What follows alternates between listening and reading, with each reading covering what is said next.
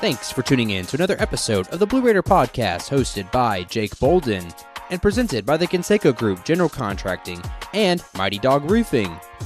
Don't miss another Tuesday episode by subscribing to the podcast on all streaming platforms or catch our visual presentation uploaded every week on YouTube.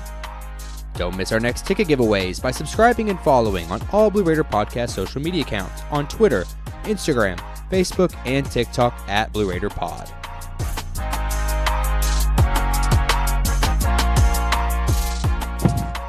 Welcome back to the Blue Raider Podcast. We are here to preview yet another Conference USA semifinal. The Lady Raiders are going to be taking on a familiar foe in the Lady Toppers of Western Kentucky for this third matchup of the season. It's gone both ways. But before we really dive into that contest, let's take a second. Let's unwind. We've had some time to really stew over what happened there in that first semifinal with the men's game. Disappointing outcome, and I'm as much of an apologist as anyone has been. That's a frustrating way to end it. I can't help but just feel for those players. I've done a lot of postseason interviews when the season comes to conclusion, whether it's high school, whether it's college. I've sat in many of those press conferences, but that was a heavy press conference we both just sat through. You know, when you have a team that's as senior laden as Middle Tennessee was this year, seniors are obviously the focus of any of these end of season pressers, and we couldn't fit all of them in the room today. We only had two of them there, and Jalen Counter's a guy that might come back next year with some of the new rules around junior college eligibility. One of the guys there, Isam Mustafa, is done. Is out of college eligibility now after 5 years. 3 at Coastal, 1 at TCU, 1 here at Middle Tennessee, and very emotional from the two of them and Coach McDevitt after the game, for obvious reasons. Those of you who maybe missed it, 70-68 final score, Jack State over Middle Tennessee. Very tight game, throughout. Jack State sort of took control of the game in the second half of an 8-0 run to start and sort of held the lead most of the time, but Middle made some really big plays sort of in the last 5 minutes to tie the game back up and give themselves a chance. Missed some free throws, but still had the ball in their hands, down 2, chance to win or tie with 14 seconds left, and just couldn't get a shot off. Looked like the play was designed to get Jalen to the rim and then give him options if that was shut off, and he found an option, and Justin Buford, was covered, I think, when the ball got to him and on the wing, very similar to the way the play was set up last night, where, JB was wide open and made a shot just after the shot clock went off. But found his way to JB, and JB thought the shot was tight and I guess decided to try to drive to get something different, and there just wasn't quite enough time to make that work. And Middle ends up losing the game without getting a shot off, which, for everybody, but particularly for the players, is very, very frustrating way to go out. Agreed. Frustrating is the way that I view it. I know there's a lot of questions about the personnel, and McDevitt said it in his post game. If hindsight's always 20/20, he'd love to go back and get that timeout back, and maybe you sub in JP. You may even get Trey Green in there, just get more shooters. But that high ball screen pick and roll had worked so well, got you back into that game, and that is the exact play that they tried to execute. It was a matchup situation, as McDevitt put it. He thought the offense was rolling, so he was trying to capitalize on that situational play there, and opted to not use his timeout, whether that for better or for worse. But got to hit shots, and that's one thing that I know a lot of fans may look at as a coaching blunder, but at some point the shots just didn't fall your way. You essentially did what Louisiana Tech did to you the other night. You held a double-digit lead in the second half. You were able to crawl back into that one there late, thanks to Jalen Counter and his effort. Because of that offensive action that they were doing, it just unfortunately didn't fall your way there at the end. But I really want to dissect the post-game presser. Because Isam, very emotional for all the reasons you already listed. The fact that it's year 5, this is it. There's no ruling. He doesn't have injuries that would bring him back. That's it for Isam, and my heart hurts for him. And hopefully, there's still some postseason play in the future for him and this team, because the words he said was, "This is the most fun he's ever had in college," and that means so much more than whatever your opinion may be on the coaching situation. It speaks a lot to what this program is, what they've built, and really, the fact that you have so many, you get 7 transfers if you count Justin Porter, but you got 6 new faces, and you're able to create that atmosphere on a daily basis where Isam says he enjoyed going to practice every single day for the first time in his career. that just speaks volume to what it's like in that locker room. Obviously, again, my heart just hurts for those guys, but it goes without saying, an excellent year. They were able to pull together to get them this far. Unfortunately, just still can't eclipse that semifinal win to get to a championship. But let's move on. I know everyone's here is tuning in for a preview. There's still another semifinal tonight. A lot of reasons to be excited going into this matchup. As I prefaced at the very beginning, a 1-1 series. We saw really the Lady Raiders win this series 6 quarters out of the 8 that they played this year. Just that back half there in Bowling Green, they fell apart. There's a reason they lost that game. The offense just kind of sputtered. And something that, to me, as Scott said in her last post-game presser at home, was they just got to find some consistency. And I can't help but think that's got to be the biggest key to this matchup. Yeah, no question. When you're a team like Middle Tennessee's women are this year, where you play, such a short rotation, and you know who the people you need to have a good night are every single night. You need Anastasia Boldreva to probably have a double-double. You need, or at least get very close to it. You need Jalen Gregory to probably make, at least 2 threes, to feel good about it. 3 would be great, but 2 generally will get the job done most nights. And then you need Tamia Scott, really locked in, offensively and able to drive, and also knock down some open J's if Courtney or Jalen or Nas finds her sort of on a kick out. And so, that's really the key offensively for them. And, one reason Western did well in that matchup with Bowling Green is they sort of switched to a zone. They got a player named Josie Gilvin, who I think's one of, she's not really underrated at this point, because she was pretty properly rated when postseason awards came out this year, all defense team for her. And I think she was 2nd team all conference. But really, really good player for them that sort of was the fulcrum on that, zone that they were running, gave a lot of ball pressure, and, made things difficult for Middle Tennessee. But Middle was able to shoot him sort of out of the zone in Murfreesboro, gave him some open looks, and, really they controlled the game wire to wire. Western hung around most of the game.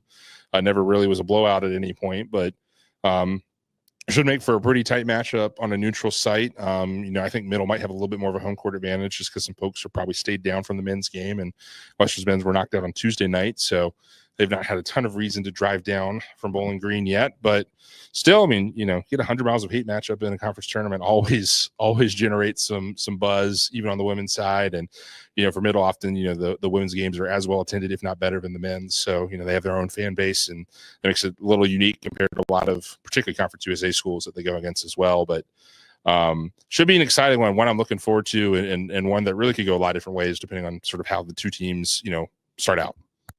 We need to bring up that zone defense when I'm talking about breaking down this game. Really, that was kind of the pivot point for the season in general. That was the approach a lot of teams took against Middle Tennessee, was the fact that they're forcing you to shoot the ball. If Jalen, talk about making 2 threes, if Jalen hits 2 threes early, essentially I would assume Collins at some point is going to either trash that, or they're going to mix in some sort of man. And then that's kind of where it blows the game wide open. And we talk about the offensive consistency. Jalen is obviously a big part of that. She's a game wrecker on the defensive end, but the defensive game plan for the opposition goes out the window when everyone's connecting on the 3 ball. Same goes for Courtney Blakely. If she's able to open up the floor with some 3 balls, obviously she's able to dish those assists that we know that she's capable of doing with her speed and her legs. That's a big deal. And then when it comes to defending the Lady Toppers, you said it. Josie Gilvin has just been a star for them, scored 30 points in that Saturday matchup at Liberty.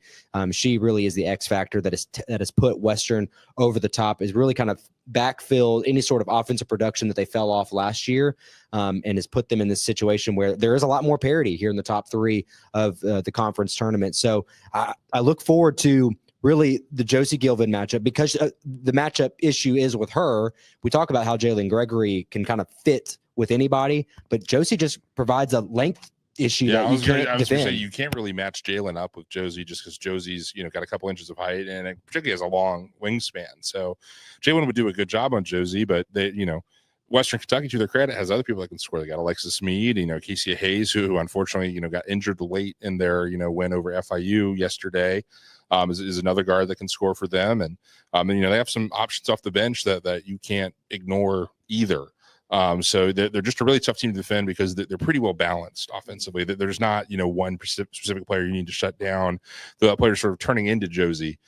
So, I mean, I suspect they'll probably start Tamia on her if I had to guess. Maybe Rick throws a curveball in their scout. I'm not quite sure. But, Tamia's got to really lock in and focus up if that ends up being the matchup there. Because, Josie was really the catalyst to them coming back in Bowling Green. And, Middle, I think, held her pretty well in check in Murfreesboro. And so if they're able to, keep her down in that 10, 12, 15 range, you feel a lot better about the way things go tonight. Yeah, runner off the perimeter. That's kind of been the big key when they were down there. I remember I always joke with those that know Miriam Asal, the UTEP transfer girl that hadn't hit hardly any threes in her life, hit a big one there in Bowling Green. Just things that are out of the ordinary, and that's normally what it takes to be a good Lady Raiders team. But to the matchup point, you're right. Like if it's not Tamia, you put Jalen on her, but then you have Tamia that's going to be guarding one of their quicker guards. That it kind of creates not only a height differential with Jalen and Josie, but she's a matchup nightmare and totally different than say like a Molly Kaiser Player of the Year type of matchup. Just Josie she's a hustler, and just like a lot of people on that Lady Topper team is. So I look forward to it when we talk about. I know we've really dove into what are the keys to the game for me. I think it's that offensive consistency, get the shots going early, like kind of counterintuitive of what we saw with the men's game in the second half.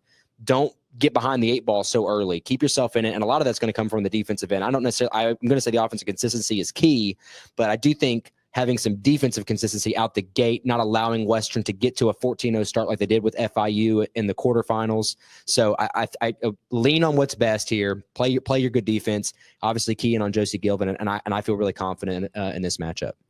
I think offensively, the key for Middle is going to be making sure Anastasia Boldreva gets involved. What Western, like most teams that match up against Middle, really sells out to deny post touches to Nas. Makes sense. Most teams do not have someone that can guard her one-on-one. And Western, with respect to Sinde, who's their center, who has some sort of space and everything, really does not have anybody that can hold up defensively against Nas one-on-one. So they really sell out to make sure she doesn't touch the ball. So you got to make sure you're making that extra pass to try to get Nas, open on the next part of your set play and hit her over the top if they're overplaying and, just make her part of the offense. You don't have to go to her every time, but make sure that, if they're denying it, don't just accept it. You can do things sort of to make sure that she still gets involved. And I know it's something that the coaching staff in particular it really emphasizes with the team offensively, because it's hard sometimes when they're sort of almost doubling Nas, particularly if they go into zone defense nearly every time.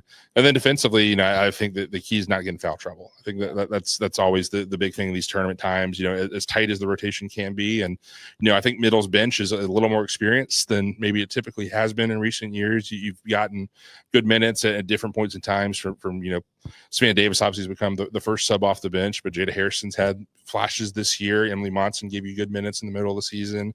Stanislava Kaepernick has shown promise at times, and obviously Jada Granum, what you're getting from her at the 5.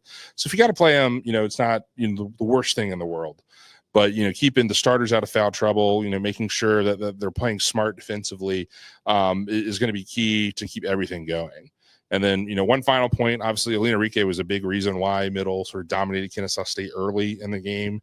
Octavia Blue right behind us in the press conference after the game talked about how, Rique averages 4 points, and then she hit 2 threes, and we had to completely adjust what we were doing defensively.